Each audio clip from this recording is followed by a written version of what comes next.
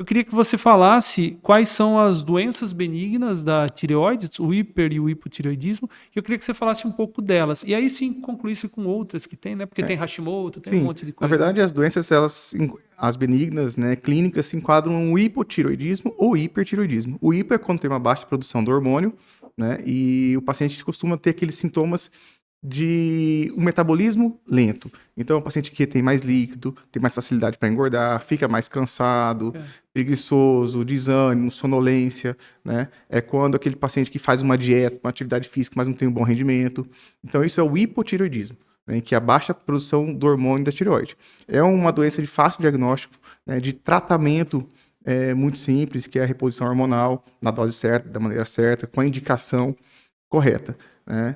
O hipotireoidismo tem várias causas, né, Neto? Tem o Hashimoto, o medicamentoso, enfim, tem algumas outras causas do hipotireoidismo. E o hipertireoidismo, que é quando a tireoide tem um excesso de produção hormonal, né, que tudo de uma maneira no metabolismo acelera, mas nem sempre para bom. Né? O paciente que sobe a pressão, tem taquicardia, que é aceleramento do coração, palpitação, é, fica acelerado na questão metabólica, emagrece, né? Mas não é um emagrecimento sadio, porque é um emagrecimento de perda muscular. Então as pessoas Não acham que às dorme, vezes é né? bom, não dorme, tem É. insônia. E aí o controle é feito com medicação também, né? Então essas Sim. são as doenças clínicas benignas da tireoide. Então, você já falou da manifestação, então, dos sintomas mais comuns. Eu acho muito importante, porque como tem muita gente que tem, né? A gente tem que divulgar isso. Você falou da facilidade de fazer o tratamento e o diagnóstico. O diagnóstico das lesões benignas, geralmente, eu queria que você falasse como eles são feitos, As geralmente. patologias clínicas, nós estamos falando de doenças funcionais da tireoide, né? Que é a alteração da função da glândula para mais ou para menos. O diagnóstico basicamente é laboratorial, né? É o exame de sangue, né? Sangue. Que diagnostica os hormônios, se estão elevados ou se estão baixos, né? E os anticorpos que ajudam a identificar a origem dessa doença. Então, muitas vezes, é aquele paciente que já tem lá uns sintomas há muito tempo, não faz o exame de sangue, mas quando faz o exame de sangue da tireoide, que é o TSH e o T4 livre principalmente, diagnostica se esse Sim. hormônio está aumentado ou se ele está diminuído. Muito bem. Nesse caso em especial, como a gente percebeu, é uma coisa um pouco mais conservadora, né?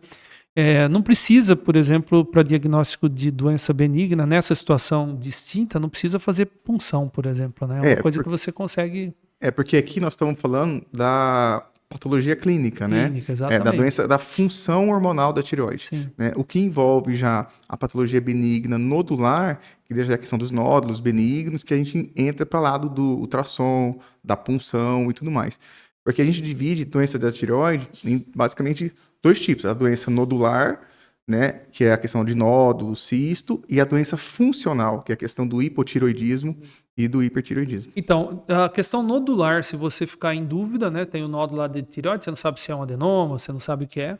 Então, essa é uma situação que, para o diagnóstico, para fazer o diagnóstico, você é auxiliado pelo ultrassom, basicamente, e às vezes você tem que fazer a punção também, né? E aí, sim, aí muitas vezes, quando a gente diagnostica o nódulo, que esse diagnóstico muitas vezes é através do exame físico, pela palpação da região cervical ou por ultrassom, aí a gente tem que investigar a origem desse nódulo, pensando assim, qual que é o risco desse nódulo ser um nódulo perigoso para câncer, né, para saber se precisa operar ou não precisa operar. E aí é que entra esses exames que a gente acabou de falar, o ultrassom da tireoide com Doppler, né, que é o exame que eu vou avaliar tamanho do nódulo, característica do Isso nódulo, mesmo. né, localização do nódulo, e muitas vezes, se houver necessidade, fazer a punção da tireoide, que é para avaliar qual que é o risco de malignidade desse nódulo. Então, há muitos anos atrás, eu acho que antes de você chegar, eu fazia muito, então a gente tinha que fazer porque não tinha ninguém, né? E tinha um protocolo que quando tinha nódulo benigno a gente fazia segmento, independente de ter característica ou não, acabava fazendo a punção uma vez por ano. Isso existe ainda? Não. Na verdade, hoje a rotina do nódulo tireoide, fazer uma avaliação inicial dela, através do ultrassom, né? A princípio, a gente funciona os nódulos de acordo com o aspecto do ultrassom. Então, de uma maneira muito simples, nódulos acima de 1 ou 1,5 cm, a gente faz punção. Tendo o diagnóstico de uma patologia benigna, né, de um nódulo inicial benigno, sem risco para malignidade, a gente faz esse segmento com novas punções de acordo com a evolução do nódulo. Entendi. Então, a gente acompanha somente com ultrassom, né, e caso esse nódulo venha a crescer ou venha mudar a característica dele pelo ultrassom, aí que a gente repete a punção. E, Carlos Henrique, vou registrar. Vocês fazem ultrassom lá na clínica, né? Na clínica fazemos ultrassom de tireoide, fazemos a punção da tireoide, né, Tudo lá fazemos dentro da tudo clínica dentro da mesmo. clínica, né, a gente já tem um serviço integrado, Isso. e todos esses exames específicos de tireoide a gente já faz lá.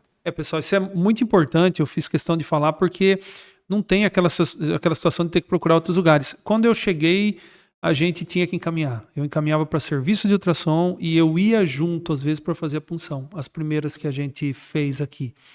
E aí foi assim, essa é a história daqui. Você fazer tudo no mesmo lugar é extremamente prático, né? Isso foi uma coisa... Eu estou puxando muito para a clínica para as pessoas saberem, porque é igual a nossa aqui. As pessoas só entendem quando entra. Não está dentro da clínica, não sabe. Acha que é só uma coisa... não tem muita coisa aí. Mas, obviamente, você resolve, né? Se você entrar com uma dúvida, obviamente, você vai sair resolvido ou, pelo menos, muito próximo do diagnóstico, né?